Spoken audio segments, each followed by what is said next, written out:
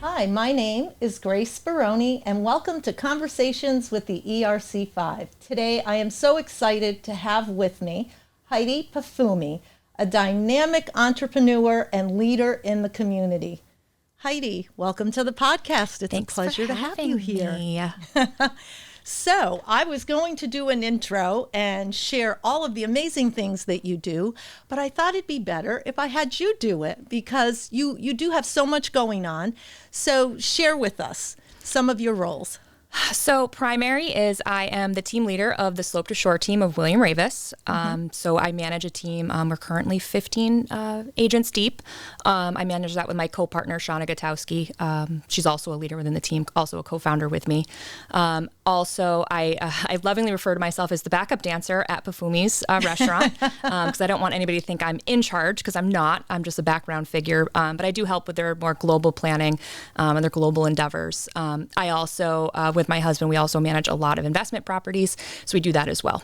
Let's start off with the real estate piece. So, of course, everybody, the market has shifted, things have changed. Tell us a little bit about your thoughts on today's real estate market. Oh, geez. It's like, it's probably the question I get asked the most often, almost on a daily basis. You know, what do I think about the market?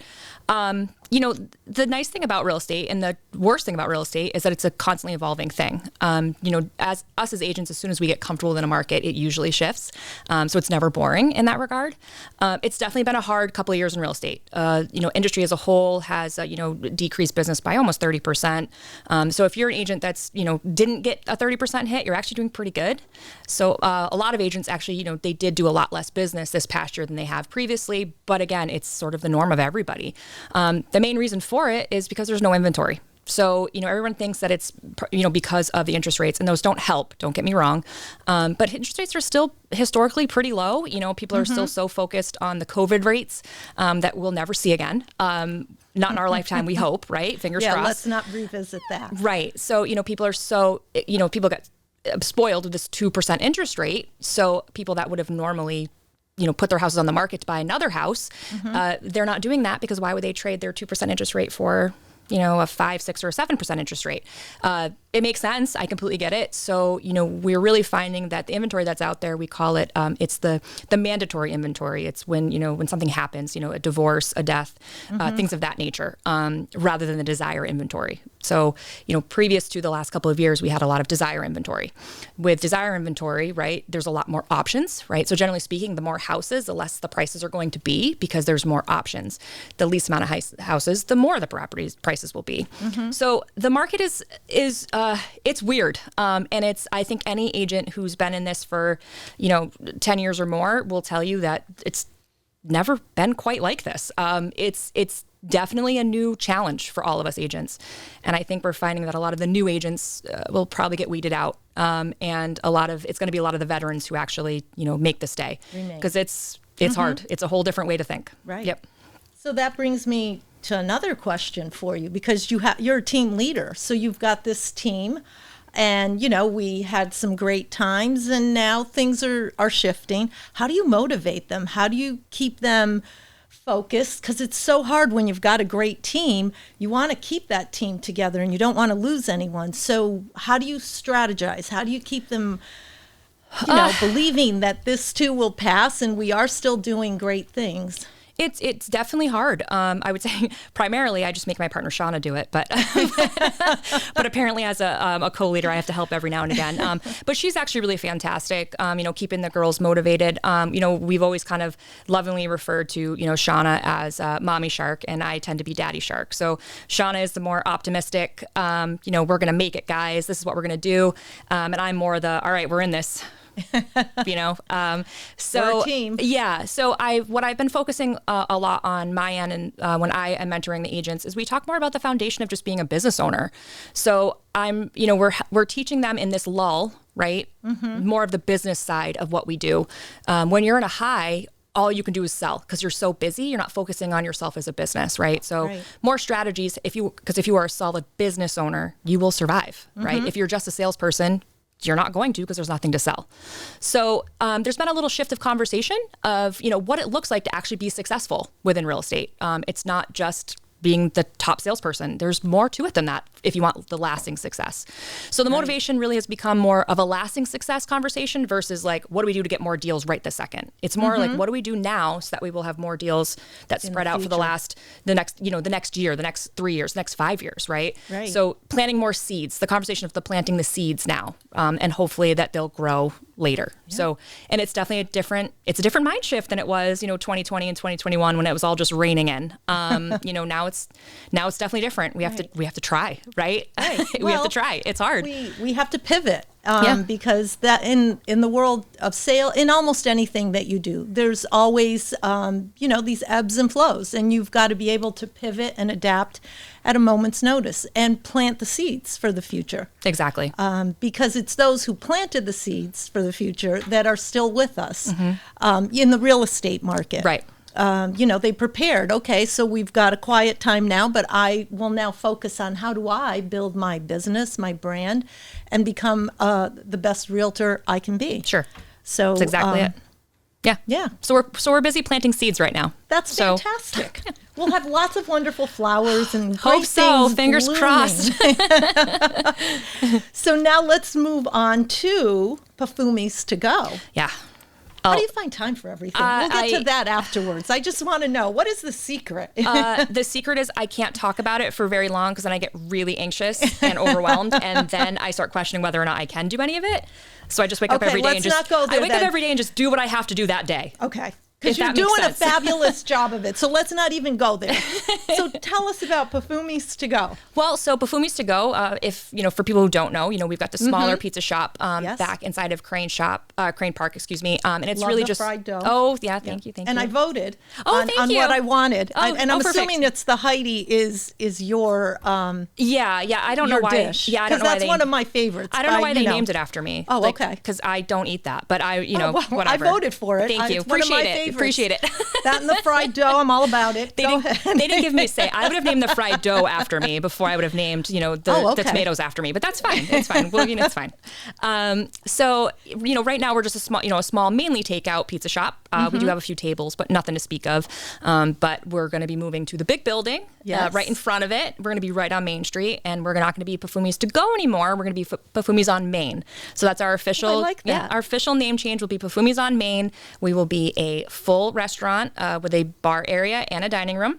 We're going to have patio seating for the better weather. Full liquor license, so full bar, full service bar. So it's going to be definitely an upkick from what we're doing now. So we're very excited. Everybody keeps asking, well, when, right? Yes. It's been the question I've been getting for, maybe a year now. The when. The answer that all of us have resigned to give is it'll open when it opens. That's a good one. But we are shooting for the tail end of March. We've all of us collectively, we're very family first oriented within our family. It's my husband and his brother who own it, and we've always prioritized our family relationships over the restaurant relationship. So we do have some things coming up in the next few weeks that maybe we could open a little earlier, but I do think from a family perspective, it'd be better if we wait until some of those things are done and over so we can focus, we can give the restaurant and our patrons the full focus that they deserve, rather than us being torn into, a million other family obligations, which would prioritize. So tail end of March, if everything goes to plan, which it almost never does. So stay tuned, I guess. Stay tuned. All right. Well, I'm excited because you just answered, you drive by and it's like, well, what do you think? When is it opening? What's going on? What is this? And I'm like, I don't know, but I think there's going to be outdoor patio dining. I was very excited about that, and you just confirmed it. So thank you. We're all set now. I have no more questions now, Molly. But the big question on everyone's mind, it's a fabulous building. The location on Main Street and Burt Lane. It's beautiful. It's got, Wilbraham has that quintessential small town vibe, college town even. And I think it meshes in really nicely. It just looks like it belongs there. So tell us about the building, because we drive by, we all when's it opening? What do you think that is? So now you can answer all of those questions. All the questions. Tell us everything we need to know about the building. Well, there's so much to know. So it's, the bones of it are, it's a three commercial unit, 7 residential apartments upstairs. So the three commercial units are on the bottom floor. We have Pafumi's, us, going in the front. Scantic River Brewery is going in the middle. And then we have the Guilty Grape, which is going to be a specialty wine, beer, cheese, like a kind of like a really cool sort of like small, like towny, but higher end town, they're going to have, hoping to have town paraphernalia, like the stuff, right? The swag, the town swag, right? So to make it the place you want to stop in. Really cool. Yeah, to make it the place you want to stop in, to check out. So I think that's going to be a really cool addition, to that spot. With the 7 1-bedroom apartments upstairs. So those hopefully will be ready to rent we're hoping for February 15th. We'll see. We're going to be starting to take applications. I was hoping this week, but I'm still trying to finalize some stuff on the back end of it to start doing that. So hopefully those will fill up really fast. We do have a list, but if anybody's interested, they can definitely reach out and know more about the opportunities there.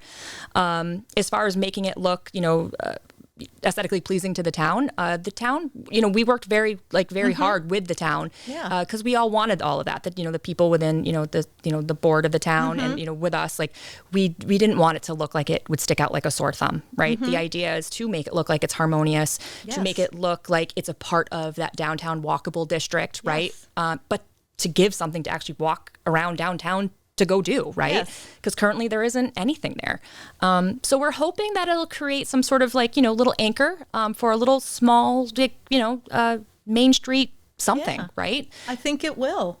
I think you succeeded. You succeeded in what you set out to do. And I think you and the town, everyone should be very proud of the project, how it looks. Well, I certainly fantastic. can't take credit for the project. I mean, that's definitely, it's a team effort. Oh, it sure is. Everyone, I'm sure, had a vision. It sure is. I was just in charge of making it look. Together. I just had to make it look pretty. That was my You did a great job making it look pretty. So give yourself a tap on the back. Heidi, it has been so wonderful having you here with us, and I wish we could talk a little bit longer, but we'll have to schedule another podcast. Sure. And possibly we'll talk to Tony, and we could do like a walkthrough of the new location. We could do a live. I would love that, We'll see what he thinks. Yeah, I'd be more than happy to take you on a tour. That would be fantastic. Yeah. So stay tuned for more. In the meantime, if folks want to get in touch with you, best way to do it, email? The best way is probably my email or my cell. Okay. Either one of those. I call, I text, I email. Anything and anything. All of the above. You can hit my website. If you send an inquiry through my website, it is going to be redirected to my main team line. So if you really want me, I would just stick with my cell and my email. All right. Well, thank you so much. And Tony will get all of that contact information up there for you so that our listeners, viewers can get in touch with you. Perfect. Thank you very much. Thank you. And thank you for joining us for Conversations with the ERC5 at Stonegate Studios in Wilbraham. If you'd like to be the next guest, go to our website at erc5.com and you can sign up there. Thank you.